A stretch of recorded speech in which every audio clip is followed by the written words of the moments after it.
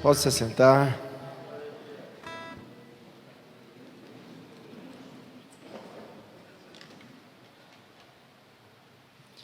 Isso aí, né? Voltar à essência da adoração, né? O que precisamos. A essência é Ele, é o Cristo, né? É Jesus. Amém?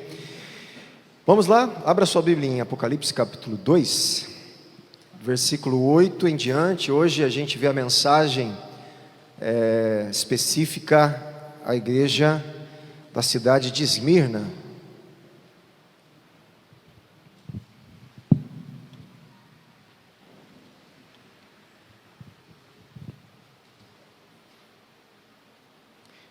Semana passada a gente terminou a mensagem para Éfeso, né? A gente viu os pontos fortes de Éfeso, vimos também a correção, vimos Jesus falando que eles precisavam se arrepender nos pontos necessários, voltar ao primeiro amor, né? E hoje vamos iniciar a mensagem direcionada à igreja, a segunda igreja, a igreja da cidade de Esmirna. Então vamos lá. Deixa eu trazer aqui algumas informações. Essa informação que eu vou dar agora, quem está no grupo lá, né? Eu vou colar essa informação lá no grupo e também de Pérgamo depois, para vocês revisarem algumas coisas, ou quem quiser antecipar uma leitura, tá bom? Que eu acho que é legal quem tem esse acesso ali primeiro, para facilitar algumas coisas aqui e repetir e a gente esclarecer. Então, deixa eu trazer algumas informações sobre a cidade de Esmirna. Gente, o que eu gostaria que vocês entendessem? Eu poderia trazer muitas informações a mais das que eu estou trazendo, mas é inviável. A gente não vai acabar, já é uma leitura tranquila. Então tem coisas, obviamente, que algumas pessoas estudaram, você vai ter informações que eu não estou trazendo. Se você achar importante trazê-las, principalmente aí o pessoal, né? Por exemplo, minha mãe, né?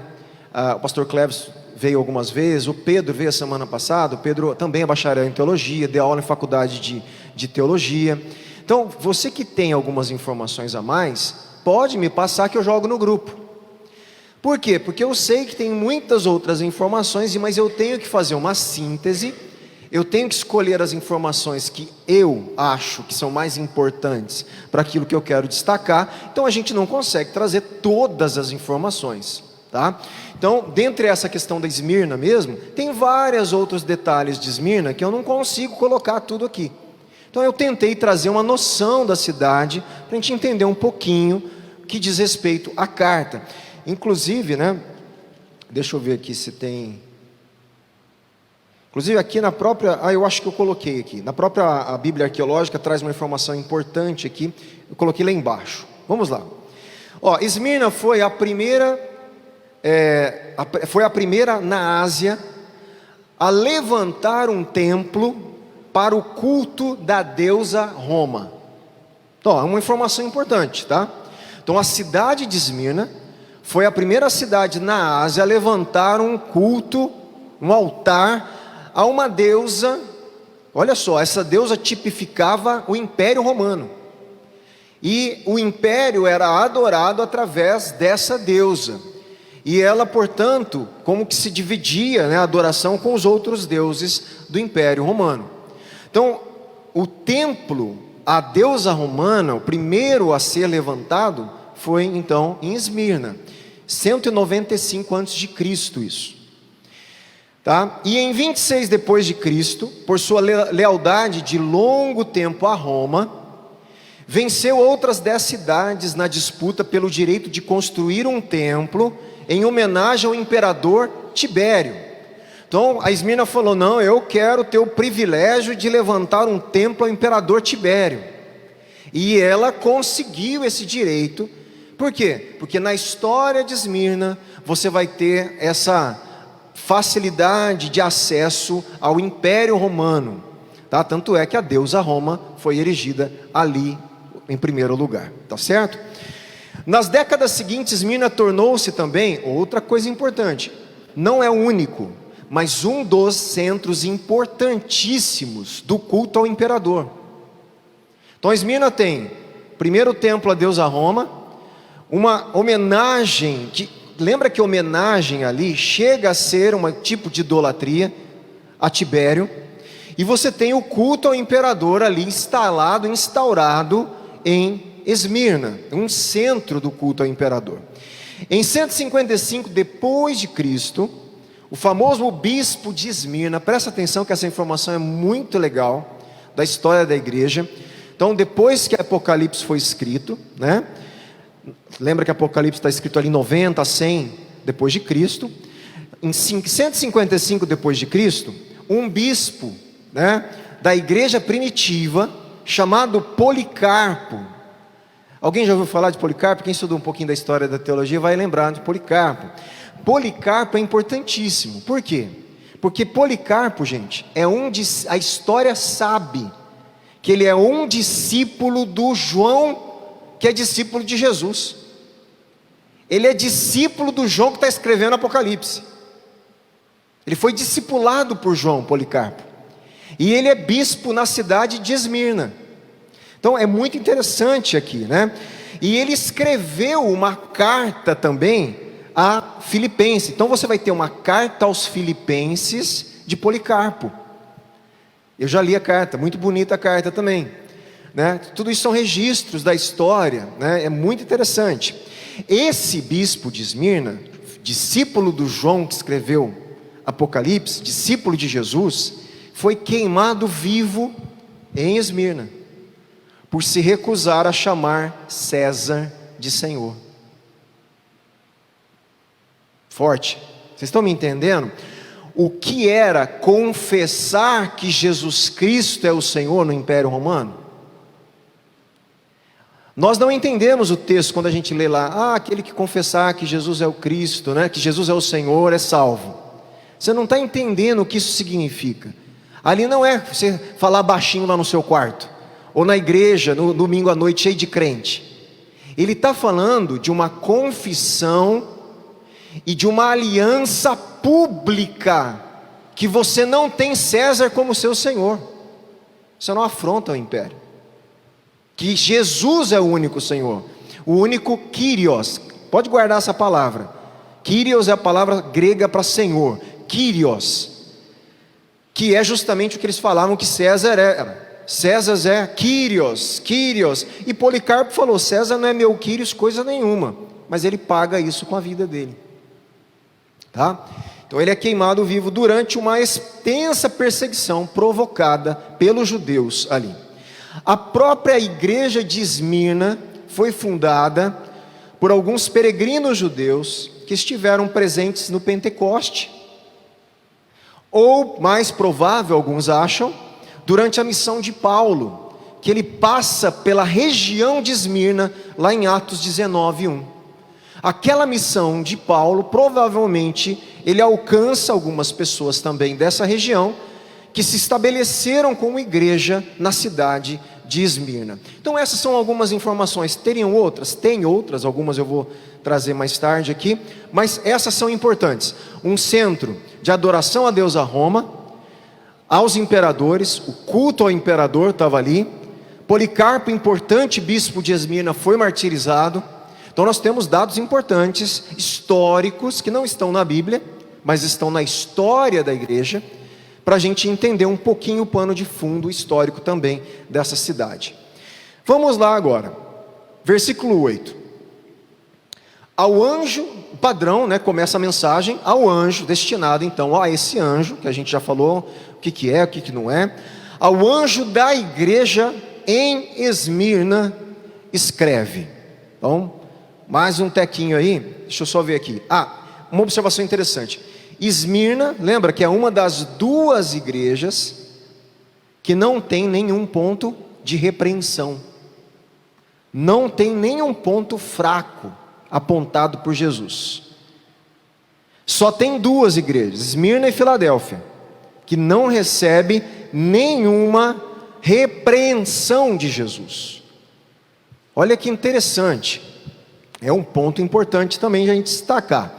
Então, ao anjo da igreja em Esmirna escreve: estas coisas diz o primeiro e o último, que esteve morto e tornou a viver. Você lembra que eu falei que todas as inícios de mensagem, Jesus se apresenta de uma forma diferente? Para Éfeso, o que ele falou lá em cima? Volta a tua Bíblia ali. Como que ele se apresenta?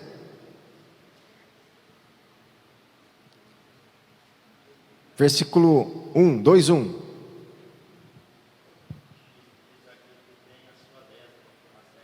Exatamente. Então, quem que está falando? Aquele que tem na mão as 7 estrelas. Lembra que eu falei que isso é importante? Por quê? Porque Éfeso tinha um certo orgulho, um desejo de obtenção de autoridade, de poder sobre a região, as outras igrejas. Ele se apresenta: eu sou aquele que tenho autoridade sobre as igrejas. Agora em Esmirna, ele não fala: eu sou aquele que tem na mão direita as estrelas. Ele fala outra coisa, porque tem a ver com o que acontece em Esmirna. Agora ele diz o quê? Estas coisas diz o primeiro e o último, que esteve morto e tornou a viver. Meu irmão, isso aqui já é um consolo, porque nós vamos ver que o que assola a igreja de Esmirna é uma perseguição terrível, que pessoas vão morrer. O que você acha que consola uma pessoa que morre por Cristo pela fé? Que Jesus está vivo e Ele garante a vida. Ele já inicia consolando e confortando Esmirna, ao contrário de Éfeso, que ele inicia confrontando Éfeso. Eu tenho autoridade, aqui eu estou vivo. A mensagem que se a gente quiser tirar, logo de início é o seguinte: ainda que você morra, eu vou te ressuscitar, porque eu morri e estou vivo. Ele inicia de cara mostrando que ele morreu, está vivo, que ele é o primeiro e o último, portanto conectando a divindade dele a Deus, né? E nós vamos ler aqui as minhas anotações. Aí, olha só que interessante, só para a gente pegar essa questão da introdução. Lá no versículo 12, ele começa para Pérgamo. Como que ele se apresenta lá para Pérgamo?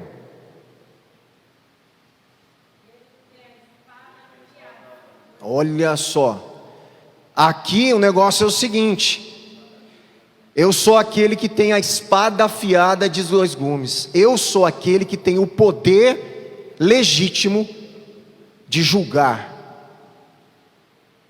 Não é você. Por quê? Porque nós vamos ver que uma das pessoas que estavam ali em Pérgamo tinha o poder da espada de julgamento, de execução. E Jesus vem falar para eles: não é vocês, sou eu que tenho. A espada está comigo. Quem tem autoridade para julgar sou eu. Então você percebe que até mesmo o jeito que ele se apresenta para cada igreja é contextual, já é uma mensagem e está dentro daquilo que ele está falando para aquela igreja, tá bom? Vamos voltar em Esmirna. Esmirna, uma igreja de mártires, uma igreja chamada para ser mártir. Olha, nós vamos ver isso aqui, né? Então, deixa eu só fazer alguns destaques aqui dessas questões primeiras aqui. Nós já estudamos esse título, Jesus primeiro e último, né? Esse é um título usado apenas para Cristo no livro, em paralelo com Alfa e Ômega, que significa a mesma coisa. Alfa e Ômega foi dado a Deus Pai lá no início, você lembra? E de agora Jesus também é o Alfa e Ômega, mas ele muda as palavras, ele traduz, ele diz: ele é o primeiro e o último. Isso fala de Cristo como divino, a gente já estudou isso também. Ambos os títulos significam que Deus e Cristo são soberanos sobre a história. Eu sou o Alfa e o Ômega, o princípio e o fim. Eu sou soberano sobre toda a história. Eu controlo toda a história, tá? Então é um título extremamente importante para Deus e para Cristo como Deus. E ele ainda fala que esteve morto e tornou a viver. O segundo título é ainda mais oportuno na carta, né? Aquele que foi morto e reviveu. A ideia é que, embora Esmirna pudesse tirar a vida presente de um dos cristãos, olha só, embora os governantes, a população de Esmirna, pudesse tirar a vida de cristãos em Esmirna, Jesus garantia a vida futura. Uma igreja sofredora como Esmirna precisava de conforto, não é isso? Precisava da certeza de que seu futuro último já estava garantido. Jesus, eu morro por ti, mas eu quero saber se o meu futuro está garantido. Se a esperança minha é garantida. E Jesus está dando de cara, eu estou vivo, eu garanto que mesmo que você morra, eu vou dar vida para vocês. Então essa igreja sofredora precisava desse consolo, dessa esperança, né? Dessa garantia, ainda que sua vida presente experimentasse aflição e até mesmo morte. Então vamos lá, estas coisas diz o primeiro e o último, que esteve morto e tornou a viver. Quando ele começa, conheço as suas obras, é um padrãozinho de elogio ou de repreensão? Quem lembra? De elogio. Quem falou aí? De elogio. Repreensão é: tenho contra ti. Então o que ele vai falar está sendo embalado por uma fórmula de elogio, de constatação de algo que eu estou aprovando aí. Preste muita atenção, porque eu estou fazendo todo parece um drama, né? Porque isso aqui não cabe na nossa cabeça da igreja brasileira, e isso choca a gente e vai chocar. Porque eu já adianto, um spoiler, nenhuma igreja brasileira aceitaria um elogio desse como elogio. E isso é dado como elogio. Como assim? Vamos ler que a gente vai entender o que eu estou falando. Jesus fala o quê? Aquele que vive fala o quê? Né? Aquele que foi morto e reviveu fala o quê? Conheço a tribulação pela qual você está passando. Ele está elogiando, é fórmula de elogio. E ele conhece o que mais deles? Conheço a sua pobreza. Para a igreja brasileira, pobreza é não estar com Deus, está amaldiçoado, está em pecado. Nós temos um problema sério de teologia hoje então. Quem está certo? Os pastores que estão pregando isso ou a Bíblia? Nós estamos num problema complicado. Aqui Jesus está elogiando, a fórmula é de elogio, pode pegar todas as outras mensagens. Eu conheço, era o ponto forte. Conheço a sua tribulação, conheço a sua pobreza, embora você seja rico, vamos ver o que é isso, e a blasfêmia dos que se declararam judeus e não são, sendo isso sim sinagoga de Satanás. O que ele está elogiando? Eu estou elogiando as tribulações que vocês passam, está dentro do método de elogio de Jesus. Então vamos lá, vamos devagar agora, porque isso mexe com a gente. Nós não estamos acostumados a ver essas coisas. A gente sempre, Jesus ia elogiar uma igreja pobre? Pois é, sim, ele está elogiando, porque a pobreza deles vinham por causa do evangelho, não é porque eles eram vagabundos, porque eles não trabalhavam. A pobreza deles vinham por causa da perseguição social e travas econômicas que não deixavam eles prosperar na sociedade, porque eles não aceitavam a idolatria ao imperador e ao império. Isso trazia consequências a eles econômicas. E Jesus está elogiando a pobreza, dizendo: olha que vida você tem comigo. Ele está elogiando, na verdade, a fidelidade deles. A pobreza era fruto da fidelidade, a tribulação era fruto da fidelidade deles. O elogio então pode ser traduzido a sua fidelidade e você arcar com as consequências de ser fiel a mim. Esse é o elogio. Mas vamos lá para a gente entender. conheço sua tribulação. Há 3 coisas que Cristo exaltado, vivo, conhece: sua tribulação, sua pobreza e sua blasfêmia. Blasfêmia é um insulto ao sagrado, tá? Blasfêmia é um profundo insulto ao que é sagrado. Essa palavra vem dentro desse contexto.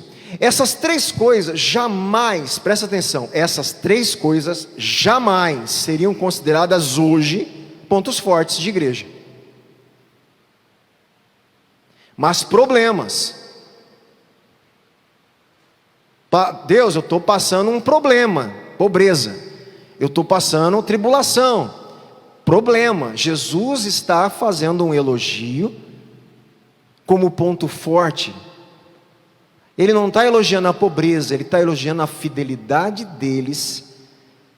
E eles estão encarando as consequências da fidelidade deles a Cristo. Dentre elas, tribulação, pobreza, blasfêmia. Isso porque a igreja de hoje tem se esquecido do quê? Da centralidade. Meu irmão, preste atenção agora que eu vou ler um texto para você. A igreja de hoje não prega o que eu estou pregando, e muitas vezes. E as que lembram, esquece ainda, não põe de canto, que existe uma centralidade da vida de Cristo, que eu vou falar para você, que é a participação nos sofrimentos de Cristo. Nós não somos ensinados que nós somos chamados a viver com Cristo e sofrer partes do sofrimento dele como obra missionária e como identidade cristã. Pastor, está na Bíblia? Meu irmão, abra a tua Bíblia em Filipenses.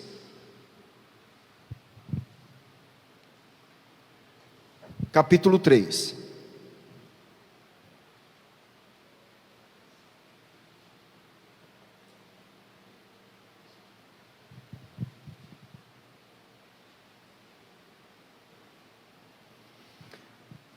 Dá vontade de ler tudo o texto, mas não pode, né? Por causa do tempo. Mas vamos pegar o versículo exato aí. Versículo 10, Paulo diz assim aos Filipenses. Todo mundo achou aí? Sim? Amém? Paulo diz assim: o que eu quero é conhecer Cristo. Irmão, sabe quem está falando isso? Paulo. O que eu quero é conhecer Cristo. Mas ele já não conhecia? Você não está entendendo. Paulo sabe que ele podia passar o resto da vida dele conhecendo Cristo e nunca ia conseguir conhecê-lo totalmente. E ele diz: o que eu quero é conhecer Cristo. E que mais? O poder da sua ressurreição. O que mais que ele quer?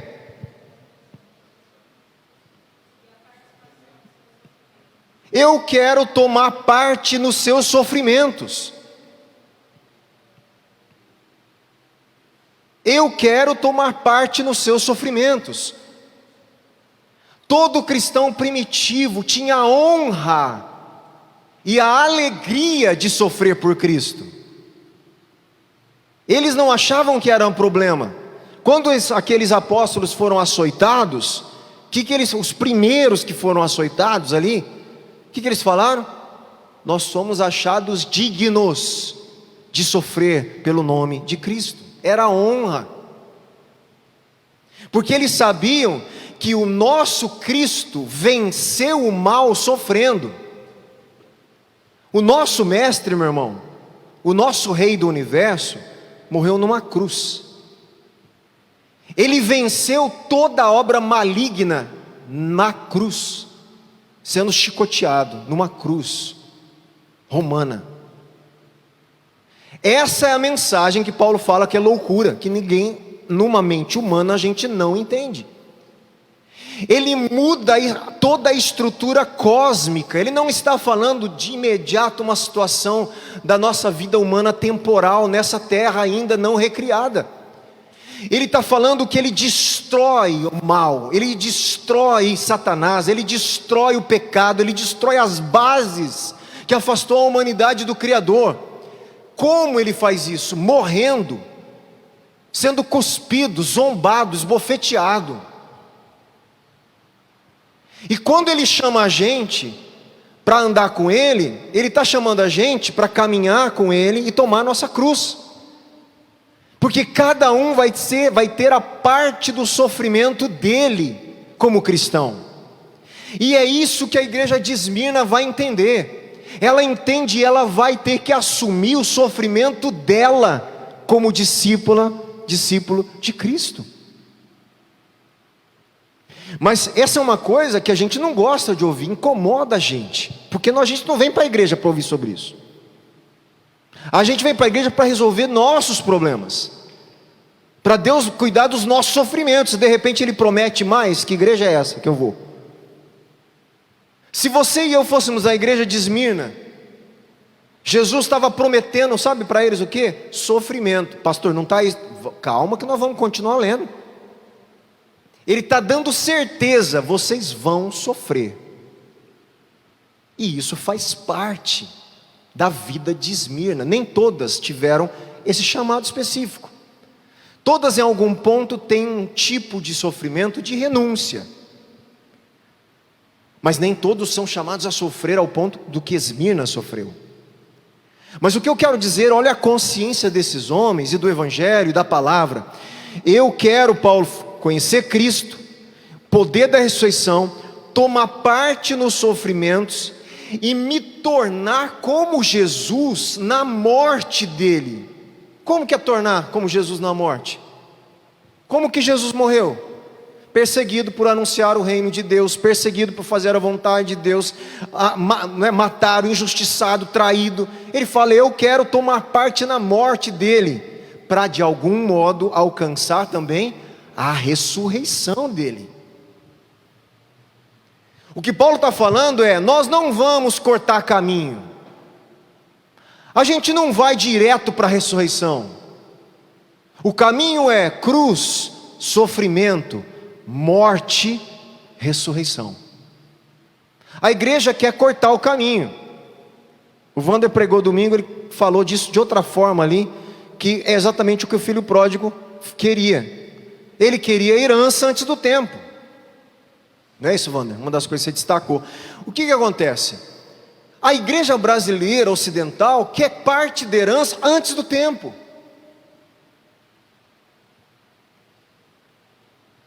E a gente quer desfrutar de coisas e não aceitar outras porque a gente acha que já temos o direito de sermos herdeiros do Pai, pegarmos a herança antecipada e vivermos tudo antecipado da hora que Ele falou e programou. E não funciona assim, meu irmão. Não funciona. Aí nós vamos ter uma igreja frágil, dodói.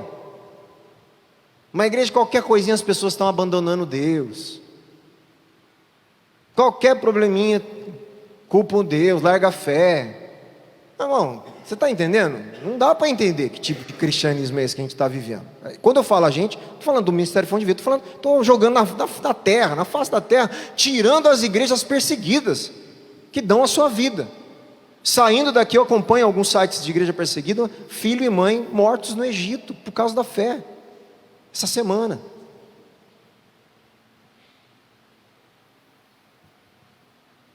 Você está entendendo? Conheço pessoas, amigos que conhecem pessoas, um rapaz que está agora no Brasil, morando de Marrocos, de uma família importante, que teve que vir refugiado para o Brasil, porque aceitou a Cristo, e a família queria matar o cara, sacrificá-lo, não pode nem pisar mais no país dele.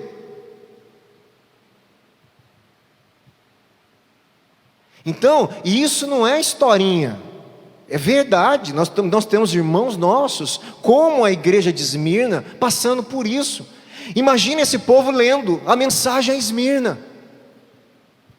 Essa mensagem tem que ser passada aos nossos irmãos, que vivem semelhante à igreja de Esmirna, para que eles tenham certeza da vida eterna, para que eles tenham certeza que o Senhor deles morreu e ressuscitou e vive eternamente, para que eles tenham a certeza que eles vão ser honrados com a vida, coroados eternamente. Essa é a beleza de tudo isso, apesar do sofrimento. Sofrer por Cristo era um privilégio, não apenas uma aflição. Certamente era doloroso, mas também era considerado uma participação em Cristo no nível mais profundo. Esmirna sofreu muito, entretanto, como resultado, foi ainda mais favorecida por Deus. Conheço a tribulação pela qual você está passando, a sua pobreza. Vamos lá. A primeira da lista, a tribulação, a gente viu, descreve o problema básico, né? E as outras duas descrevem aspectos particulares dessa tribulação. A pobreza é um tipo de tribulação, e a blasfêmia que eles estavam enfrentando era outro tipo de tribulação. As tribulações na igreja de Esmirna, elas trouxeram a pobreza para eles, né? Eu não vou me deter tanto aqui, mas porque eu já falei que por eles estarem ali compromissados somente com Cristo, eles tinham problemas econômicos, tá? Por exemplo, lembra que o Império Romano e as igrejas da Ásia, essa região, eles se dividiam em classes de trabalhadores, que eu falei lá na introdução, quem lembra disso? E cada classe de metalúrgicos, classe de serralheiros, classes, né, de pedreiros, classe, entendeu? De médicos, classes de professores, eram categorias. Essas categorias se organizavam e elas tinham padroeiros e cultos aos seus padroeiros. Então o cristão, por exemplo, que tinha uma profissão, ao entrar nessas associações de categorias profissionais, eles tinham que ceder ao culto aos patronos ali, ao culto àquelas divindades, e eles então tinham que se afastar. Eles não compactuavam com aquilo, mas por não estar na categoria profissional, tinham dificuldade com o serviço, não conseguiam emprego, tinham dificuldade nas negociações, porque eles não estavam inseridos na sociedade como aquele fluxo de comércio e de estrutura da sociedade. Eles eram hostilizados e, portanto, tinham dificuldades financeiras. E eles enfrentavam isso, né? A questão é, Esmirna não negociava o Evangelho. Não fazia negociata com o nome de Deus. Nós vamos sofrer, mas nós não vamos negar a Cristo. A gente vai sofrer, mas não vamos manchar o Evangelho. A pobreza era geralmente o destino, né, dos seguidores de Deus naquela época, porque as pessoas deste mundo odeiam os filhos da luz e constantemente tentam prejudicá-los. Tanto no Antigo Testamento como no Novo, o pobre possuía um relacionamento especial com Deus como seu protetor. A primeira bem-aventurança, tanto em Mateus quanto em Lucas, centraliza-se no pobre, e a promessa nos dois textos é que deles é o reino do céu. Em outras palavras, Deus está atento aos pobres e vindicará a pobreza deles. Obviamente que a gente tem que entender que é o que eu estou falando. Que tipo de pobreza? Pobreza porque não trabalhavam, eram vagabundos? Não. A pobreza que eles enfrentam é por causa do Evangelho. Ah, você não foi me visitar nas prisões, né? A prisão que ele está é por causa do Evangelho, não é porque ele matou ninguém. Essas tribulações que vêm por causa do Evangelho os fazem bem-aventurados. A gente vai um dia estudar de novo as bem-aventuranças, que são belíssimas, que justamente são os princípios da vida do reino. Agora ele fala assim: conheço tribulação, pobreza, embora você seja rico. Como é assim? Pobre rico, né? Eu conheço a sua pobreza, embora você seja rico. Na perspectiva de Deus, eles eram ricos. Na perspectiva da sociedade, eles sofriam pobreza, né? Olha que interessante. Essa perseguição, entretanto, acabou levando a igreja para mais perto de Deus. Posso te falar outra coisa esquisita e histórica? Na história da igreja, a maioria, para não falar todas, porque eu não sei se eu conheço todas as histórias, mas a maioria das vezes que a igreja, preste atenção no que eu estou te falando, que a igreja cristã assumiu o poder político, econômico, social, ela se distanciou de Deus. Na história. Não sei o que estou falando, pega a história. Todas as vezes que a igreja de Cristo foi perseguida pelo governo, ela era mais fiel a Deus. Ela morria pelo Evangelho. É um dado histórico. E Esmirna não é diferente. Nós vamos ver ao contrário de Laodiceia. Rica, poder, dinheiro, influência social, fria, morna, afastada de Deus. Lá, ela era rica economicamente. Jesus chama ela do quê? Pobre. Você é pobre, cega, nu. Aqui Esmirna é pobre. E Jesus fala, embora você seja rica. Nós temos que rever os nossos conceitos. Meu irmão, Evangelho, Bíblia, isso aqui que rege a nossa fé, nada mais. É Bíblia, Evangelho. Por isso que é importante ler Mateus, Marcos, Lucas, João, Atos. Como a gente tem se proposto a ler. Lê o texto, lê Apocalipse. Você vê quanta coisa Apocalipse fala, que não é só da besta. Apocalipse é muito mais do que isso. Apocalipse vai nos levar a uma adoração ao Cordeiro de Deus e ao reino eterno. E vai nos levar a uma vida intensa de fidelidade a Deus. E é isso que eu quero que Apocalipse promova em nós como fonte de vida. Amém? O Cristo exaltado podia dizer a essa altura da carta, apesar de seres rico. Em outras palavras, apesar da aflição que vocês têm, Deus tem dado a vocês riquezas jamais sonhadas.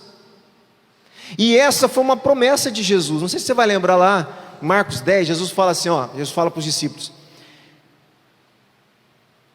Diz aos seus discípulos que para cada sacrifício que eles fizessem, eles receberiam 100 vezes mais de volta, nesse mundo e na vida eterna, no mundo por vir. Mas, ele acrescenta, com perseguições. Jesus deixou muito claro, Esmirna está vivendo Marcos 10. Eles estão perdendo familiares, perdendo dinheiro financeiramente, monetariamente, perseguição, perdendo status social, tendo uma riqueza que nenhum outro está tendo, mas com perseguições.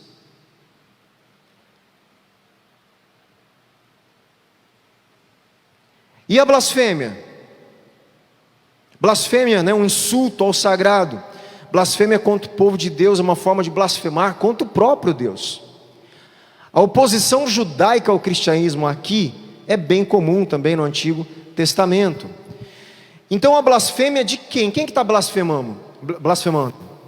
Os que se declaram judeus e não são. Ele está falando que, gente, isso aqui é muito sério, na verdade, a gente pode entender de duas formas aqui, mas eu entendo aqui, que quem está perseguindo são os judeus do judaísmo, os judeus do povo de Israel, étnicos, mas na nova aliança nós sabemos, que quem são judeus, são aqueles que têm a circuncisão no coração, e João traz isso à tona. Vocês estão dizendo que são judeus, é a mesma coisa que Jesus falou para os judeus lá. O que ele fala para os judeus, para os líderes judeus? Vocês são filhos do pai de vocês. Lembra desse texto? Se eu não me engano, João 8, sou ruim de referência. Que Jesus está falando e Jesus fala para eles: vocês são filhos do pai de vocês. Não, e eles, não, lógico, eles achavam que eles eram filhos de quem? De Abraão. Sim, nós somos filhos de Abraão. Não, vocês são filhos do diabo. Jesus fala isso para judeus religiosos, porque se vocês fossem filhos do meu pai, vocês me aceitariam, porque ele me enviou a vocês. E das pedras Deus pode levantar filhos de Abraão. E Deus levantou um monte de pedrinha aqui, porque nós somos essas pedras, que não tem nada a ver com Abraão, nada a ver com o povo judeu, e ele fez de nós filhos de Abraão. Pela fé Ele nos coloca dentro do povo de Deus e nos faz filhos de Abraão. E aqui nós temos judeus que estavam perseguindo a igreja. E Jesus fala para eles: ó, esse povo aí se declara judeu, mas não são. Sendo isto sim sinagoga de Satanás. Aqueles que estão perseguindo a minha igreja, ensinando coisas contra Deus, contra o Evangelho, contra o reino de Deus, contra o Cristo ressuscitado, dizendo-se de Deus, são sinagogas de Satanás. É isso que ele está falando. Então é sério, né? Muito sério.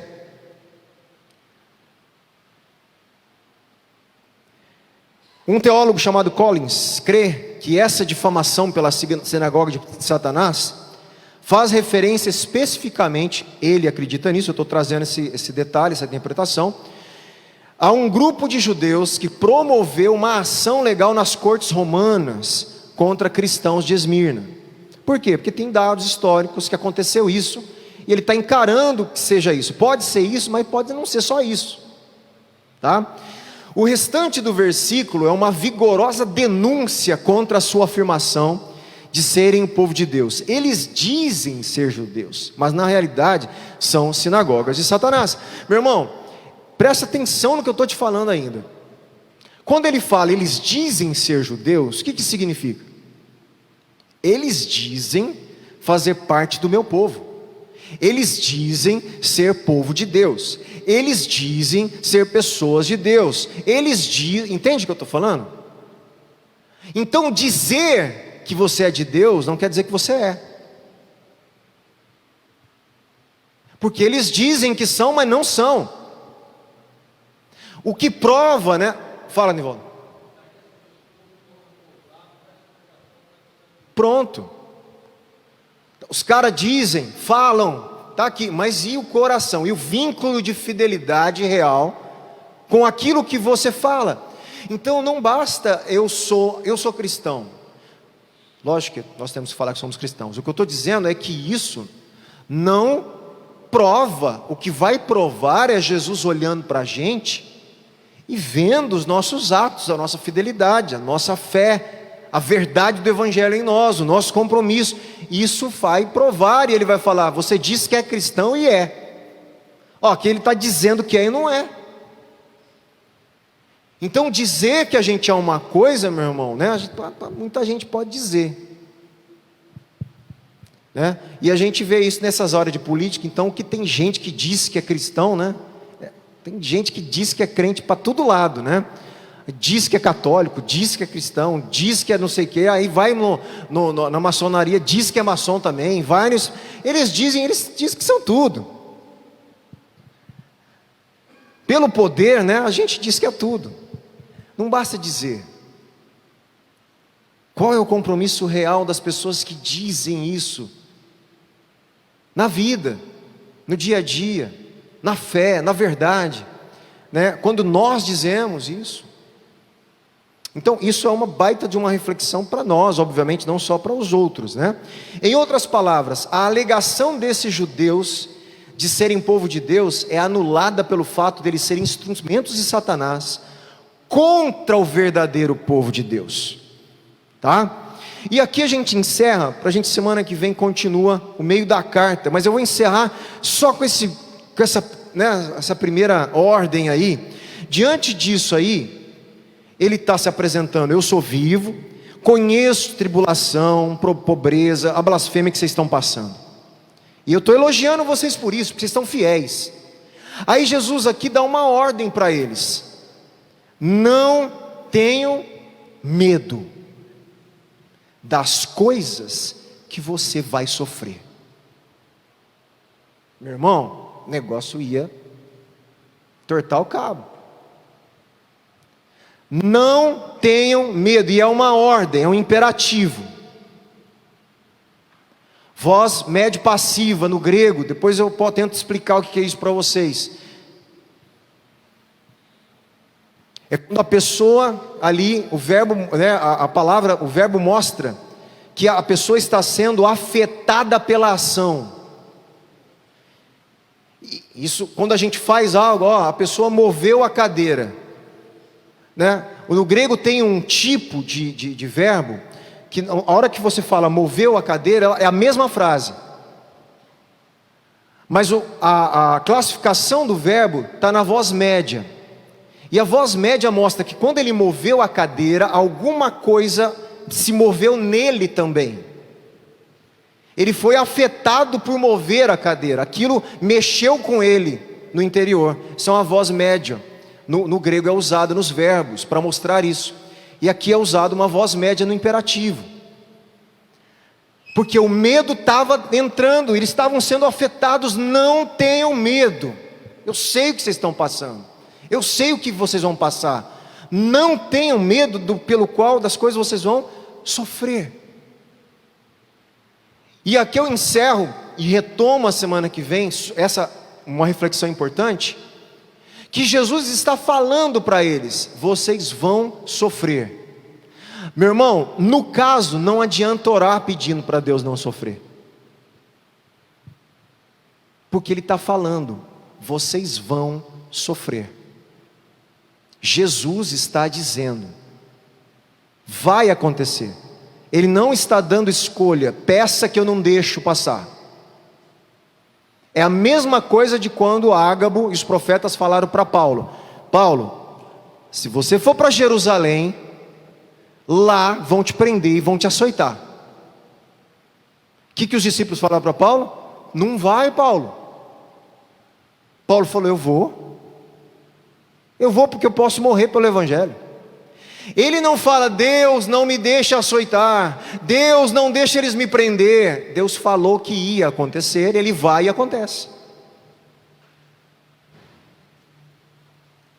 Aqui na igreja é muito interessante, não tenha medo porque vai acontecer, e um sofrimento profundo, e alguns vão morrer.